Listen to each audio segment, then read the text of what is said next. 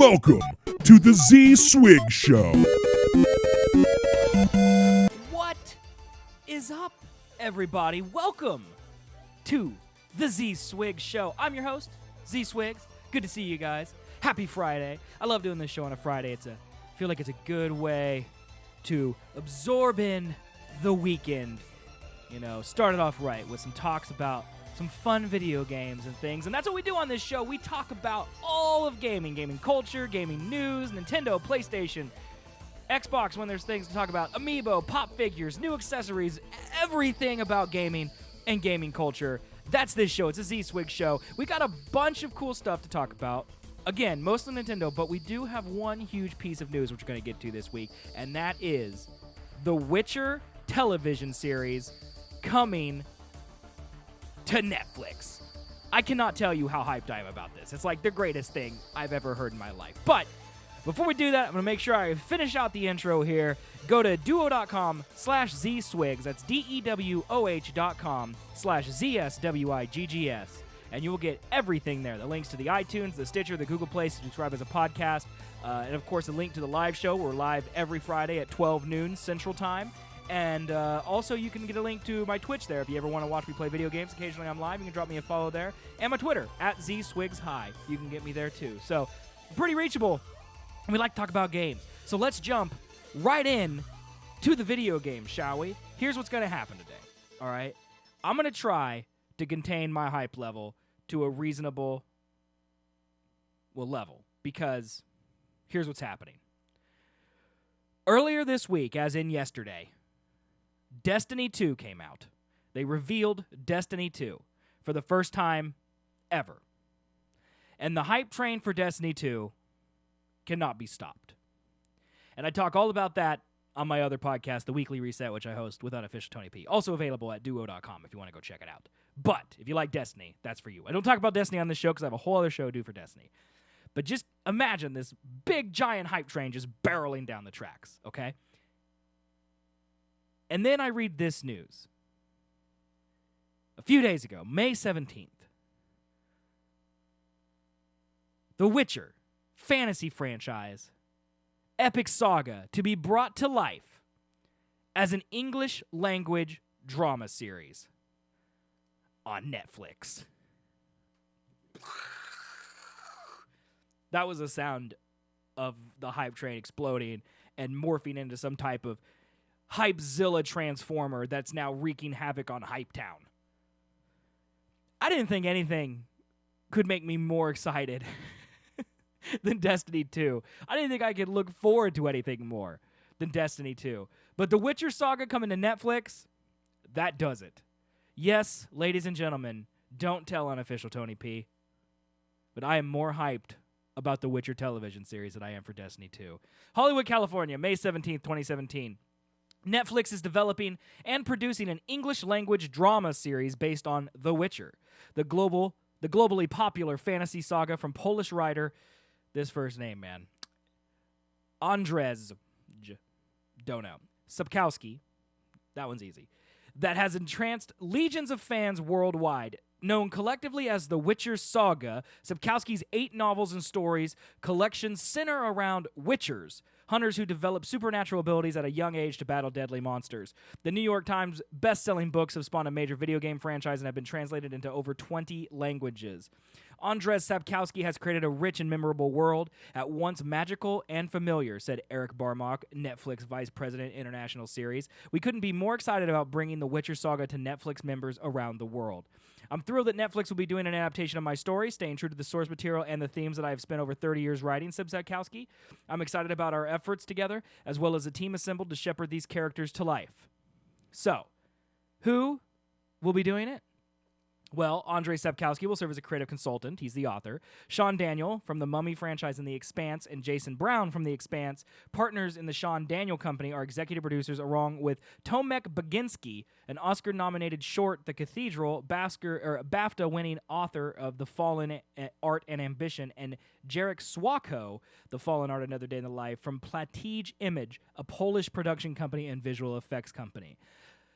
The Witcher stories follow an unconventional family that come together to fight for truth in a dangerous world, said Sean Daniel and Jason Brown. The characters are original, funny, and constantly surprising, and we can't wait to bring them to life at Netflix, the perfect home for innovative storytelling. Added Platique Images' Tom Baginski and Jarek Sauko. There is a moral and intellectual depth in these books which goes beyond genre. It's a story about today and today's challenges hidden under a fantasy cover. It's a story about us, about the monster and the hero inside all of our hearts. Honestly, here are my thoughts. Number one thing you got to understand is that it's based off the books and not off the games. There are some pretty not so subtle differences between the games and the books. I've never read the books, so I'm not going to go down that path of trying to just tell you what the differences are. I know that in the books you like Yennefer way more than Triss, and I'm firmly in Team Triss, but only because I've only played the games. So, you don't know. Also, I know that the author is a little butthurt about the games just being bought. He bought the rights for a flat fee, and then they blew up and made The Witcher what it is today. He's a little mad about that. And I also know that there's a lot of, shortcuts in the story in the game where the book is a lot more fleshed out, I would say, which I think is probably goes without saying for most, book adaptations of any kind. The book is always a little bit more fleshed out. But I think the quote there from the production team, the moral and intellectual depth in these books, which goes beyond genre. It's a story about today and today's challenge hidden under a fantasy cover. It's a story about us and about the monster and the hero inside of all of our hearts. I do think that is the quintessential essence of Geralt of Rivia. It is a 2-year anniversary of The Witcher 3 Wild Hunt. If you have never played The Witcher 3 Wild Hunt, please, for the love of all that is holy, go to Walmart, go to Target, go to Best Buy, go anywhere. Grab The Witcher 3 Wild Hunt. It comes with Hearts of Stone and Blood and Wine. It's got the full DLC. It's like the complete collection. It's like $20. It is the best game ever made. Period. The storytelling, the combat, the characters, the creatures, high and above the best game ever made. And it ruins other games because it's so good. Like, I've been playing through Horizon Zero Dawn. I'm 90% complete. And you see things in it that 5 years ago would have been totally acceptable to see in a game. It would have been revolutionary almost to see some of the things in that game. But The Witcher did all of them better 2 years ago. And so now you expect all games to live up to that hype. And they don't. And even if the game itself wasn't perfect, the characters and the stories you fall in love with and the lore behind The Witcher is just... It's unbelievably good. Without spoiling anything, it's hard to go into details. It's just, you need to experience it. Play it. If you don't like open world RPGs, turn it to the easiest difficulty and blaze through it. It's huge and it's worth every second. It never gets boring. It never gets repetitive. None of the quests are fetches. Go get this, bring it back. They're all scripted. They're all animated. It's an incredible game. It's literally a 300-hour long film, and TV is the place for The Witcher. And I love that it's going to Netflix, and they can do whatever they want there. It's going to be, I hope, in the spirit of The Witcher. I like that the author is consulting. Hopefully, that's kind of a double-edged sword, though, because CD Projekt Red is The Witcher I fell in love with, and they don't appear to be involved in any way, shape, or form. But, if I'm assuming that the TV series, if you take it as a separate entity, but it's still got the same story and the same world as The Witcher, I think I'll love it just as much. I think a lot of people are going to compare it to Game of Thrones. They're going to say it's Witcher is Netflix's Game of Thrones, and I don't think that's a fair comparison. From the outside looking in, they do kind of appear to be the same. They're both medieval. They both have swords. But there's a lot more mysticism in The Witcher, and honestly, the Game of Thrones at its core is a political drama. It is a political drama television show, and The Witcher is literally about the little guy. It's about everybody else. It's about trying to make your way in the world that's crazy, and that's what The Witcher is about, and navigating the challenges of the world that Geralt of Rivia lives in. The fact that it's not based off the game means there probably won't be any Gwent, which I'm a little sad about because Gwent is the best. I'm also Team Triss, so I'm going to be a little mad that, Geralt's going to fall in love with Yennefer and not Triss, but that's okay. That's okay. All I can say is that the Witcher television series is probably the most hyped I've been for a television series in literally maybe forever. This is, if I could pick one game to be made into a television series, it would have been The Witcher. Now we just got to hope they don't mess it up, but it does sound like they've got, like Sean Daniel from The Mummy. I mean, hopefully he brings some cool creature designs. I don't know what The Expanse is, but I've heard of it, so I'm assuming it's at least not terrible. And, Tomek Baginski had made the Oscar-nominated short The Cathedral, and he won a BAFTA for The Fallen Art. Same with Jared Sacco from The Fallen Art, and they both are the production company and the visual effects company that are putting it together. I can't wait to see Geralt fight a Leshen on the big screen. It's going to be insane, and like I said, if you guys have not picked up The Witcher 3 Wild Hunt, please pick it up. You will thank me later. It's an incredible game, and I cannot wait for it to come to Netflix. I'm guessing it'll be probably this time next year. I don't think they're going to pull it out in the next 5 months. I'm going to assume it's going to be at the best a March, April of next year's series. But I can't wait to see images and synopsises and everything else that's going to come from it. So, and of course, I will cover it on this show. But enough about The Witcher. Enough about the best news I've ever heard. Really, the only other thing that happened this week, because again, I think Sony and Xbox are pretty much holding their cards close to their chest until E3 comes out. But Nintendo, they don't care. They're just releasing so much stuff. They had a giant direct this week about ARMS, which is a game that I've wanted to love, and I'm not so sure I'm sold on it. ARMS, of course, is this game where it's a fighting game. It's a 3D fighting game where you're in an arena and your characters have basically springs for hands, and they go and they punch people. I guess we're going to get a chance to test it out for sure because ARMS is doing a, quote, global test punch next weekend. So fear not, Nintendo is giving you and millions of others a chance to try it out in person. It's called a global test punch. In the upcoming weeks, of course, that's, a play on words for the global test fire that Splatoon does. The global test punch will occur on the 26th, 27th, and 28th of May, as well as the 2nd, 3rd, and 4th of June. The test punches will be in North America only on the 26th and the 2nd of June, but the rest will be truly global. Specific times have not been announced, but we're sure to report on them as soon as they're made available. The ARMS Direct, basically this Direct, the way Splatoon works is for like 2 hours or 1 hour during each day, they turn the game on, and everyone for free can play the game. And that's what's going to happen with the test punch. They haven't announced the date or the times yet, but they haven't announced the dates, and it's next weekend and the weekend after. And I guess it's going to be our time to play ARMS and see exactly how fun it's going to be.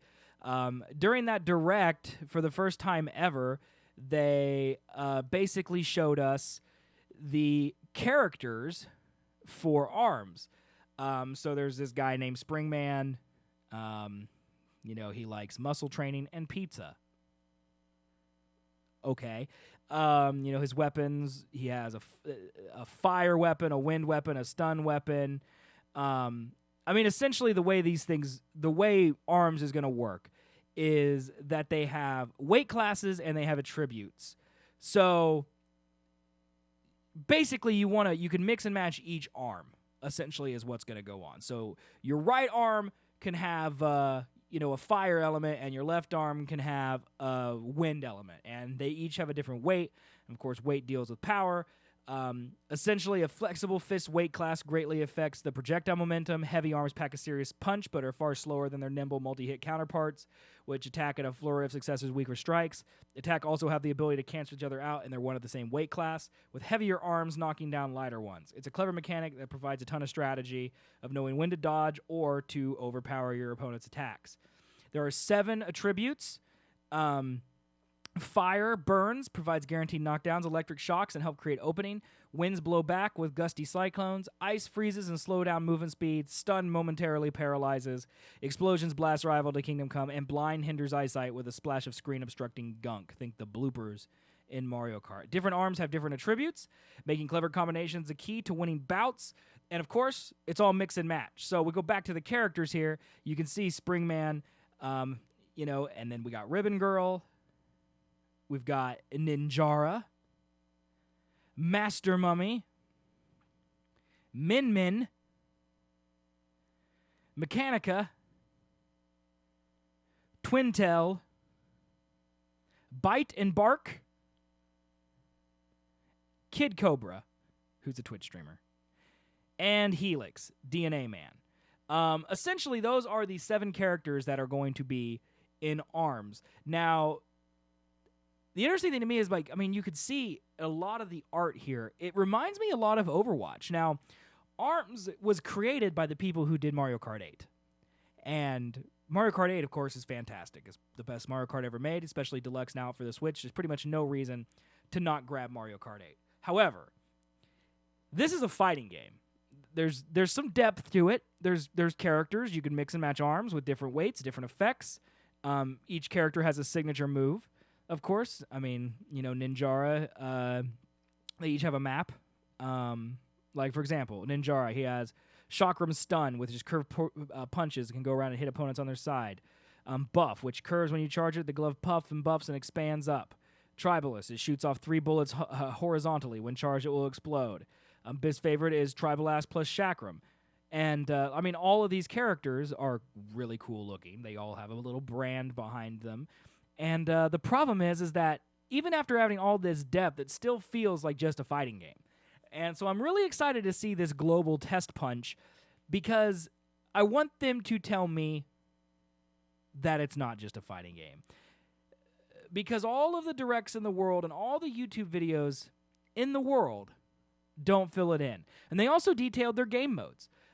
Essentially, there's going to be a versus mode and then an online gaming mode. So in versus mode, there's going to be fight, which is the main mode. 2 fighters battle against each other one-on-one to claim victory. During the fight, bombs and other healing items drop in, adding some strategic options to the proceedings. There's a team fight where 2 players are attached by strings and must team up to battle another team of 2.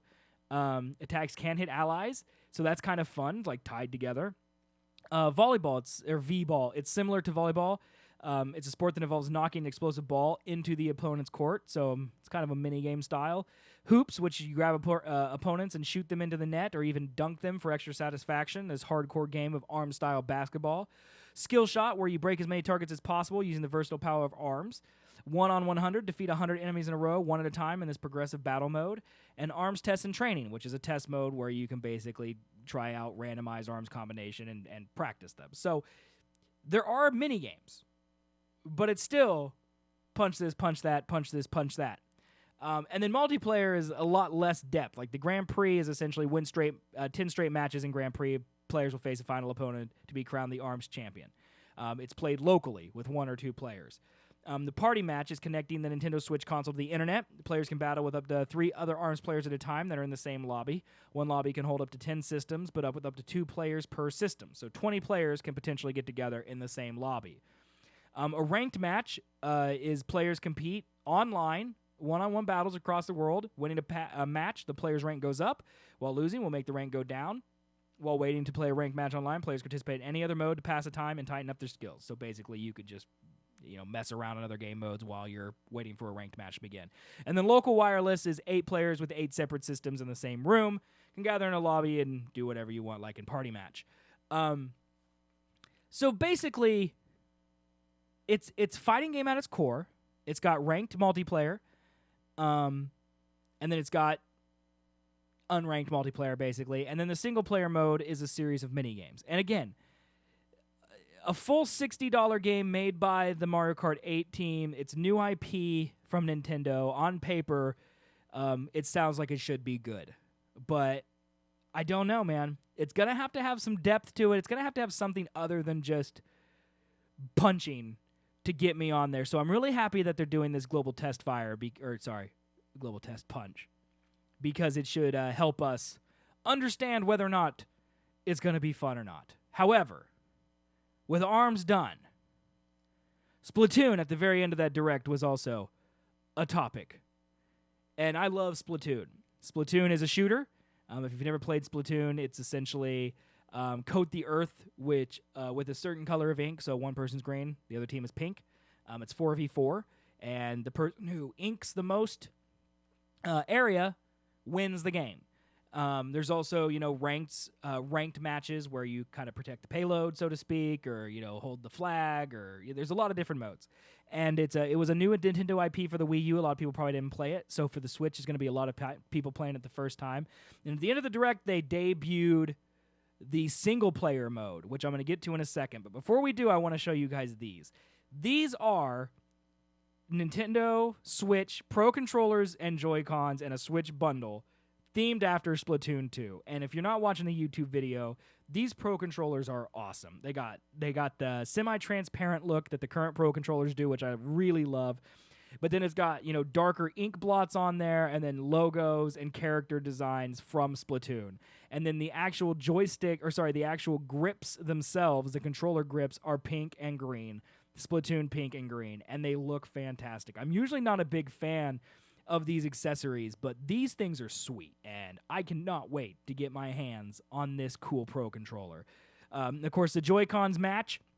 They have a green and a pink Joy-Con, and then they're going to have a Splatoon case as well, and a Splatoon 2 bundle with the Switch that comes out July 21st when Splatoon 2 comes out. So usually I don't really talk about a ton of accessories on here, but I love the way Splatoon 2's accessories look. The Nintendo Switch always kind of worked well with bright colors. I mean, it released with a kind of a neon red and blue Joy-Con set, and doing the Pro Controller and then adding designs to the Pro Controller like they're doing here, it lets my mind race for all these other games that are going to be coming out, and how cool the customization will be on those controllers. I mean, they're doing it for PlayStation and Xbox. You got Call of Duty, you got BioShock, you got all these cool controllers, and now the Switch is doing the same thing, and I love to see that, especially since the Switch's Pro Controller is so darn comfortable.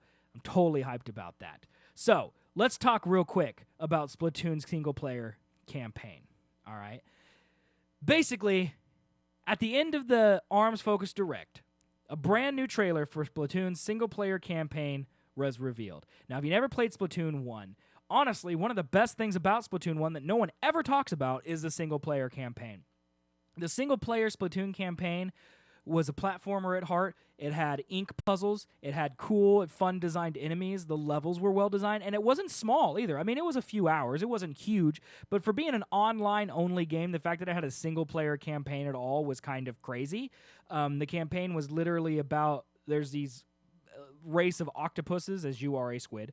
There's a race of octopuses who are squid's mortal enemies, and basically they are taking cuttlefish, which are electric fish that power Inkopolis, which is where you live, and they're taking them hostage and trying to shut down Inkopolis. That's essentially the thing. It's not a great story, but the point is that the playability of Splatoon 1's campaign is off the charts fun. It's just so Nintendo. They knocked it out of the park, and not a lot of people talk about the single-player campaign. So when they announced Splatoon 2, I was even a little skeptical myself on whether or not they'd even have a campaign in Splatoon 2, because no one really talks about Splatoon 1, but their campaign was fantastic in Splatoon 1. But they did. They played the trailer for the first time of Splatoon 2's single-player campaign here. The trailer opens on the player walking around a new hub world, similar to Inkopolis in the first game. After wandering for a bit, the player spots Marie standing on top of a manhole covered by a grate, Captain Cuttlefish style. Upon moving closer, Marie disappears down the hole, and the players follow. So that's essentially how the campaign in the first game goes. You go down into a manhole, and that's how you start the game. So it's just kind of fun to see that stuff. Once in the hub for the new campaign, Marie introduces herself and is disappointed when she's not recognized by the player. The trailer then cuts to a montage of beautiful footage from the campaign showing off plenty of new locales, Octarians, mechanics, and more. The level design in Splatoon 2 looks to be seriously amped up, along with the design of some new Octarian enemies. The trailer shows off all the fresh new weapons, special weapons in action in the campaign mode being used to take down several enemies at once. What could be the most notable addition to the campaign, the ability to use more than just a single weapon, was also featured, which of course is a thing in Splatoon 2, multiplayer, multiple weapons. Different weapons seem to be delivered to you via drone, shaped like Sheldon's head. Of course, all these references you'd understand if you had played Splatoon. The delivery of the Sheldon's request in the trailer, but it's unknown if these weapons you request from Sheldon or if he's requesting that you use the weapons, as he also provides dialogue stating that you'll be gathering practical battle data. Don't go into the game expecting 6 styles of weapons. Various weapons from each category are shown, really diversifying the playstyle of the single-player campaign this time around, where in the first time you didn't really get to choose what you wanted in the campaign. You kind of just got what they gave you, and that's the way it is. We also treated to a quick look at some of the bosses in the campaign. They're just as whimsical and entertaining as the original installment. The trailer shows a strange tower boss that shoots its faces out at you in a giant Octarian wielding roller weapon while astride a tiny unicycle, which doesn't sound intimidating, but trust me, it is. The trailer ends on a gorgeous piece of new art for the game, featuring the player, Marie Sheldon, various Octolings, and what appears to be Callie's sunglass silhouette looming over the whole piece. All in all, the trailer does a fantastic job showing off what looks to be a spectacular single-player experience, ramping it up from the first game. So again, first game, Splatoon, really, really cool. Had a great campaign. Splatoon 2 looks to have actually a little bit of story. It looks like you may help find Callie, Marie's sister, who's been notably absent from most of the marketing materials for Splatoon 2. So it's going to be kind of cool to see Splatoon actually get some action there. So that'll be fun to see. But yeah, Splatoon 2 comes out, I think, July 21st.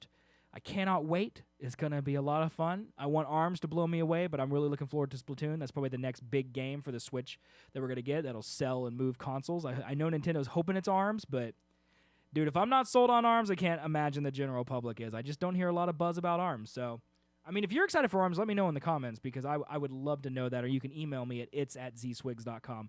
I'd love to know if you guys are excited about ARMS, you know, because you're probably excited about Splatoon 2, because it's fun. It's got horde mode. It's got multiplayer, ranked, unranked matches, and a great single-player campaign. It's a full game.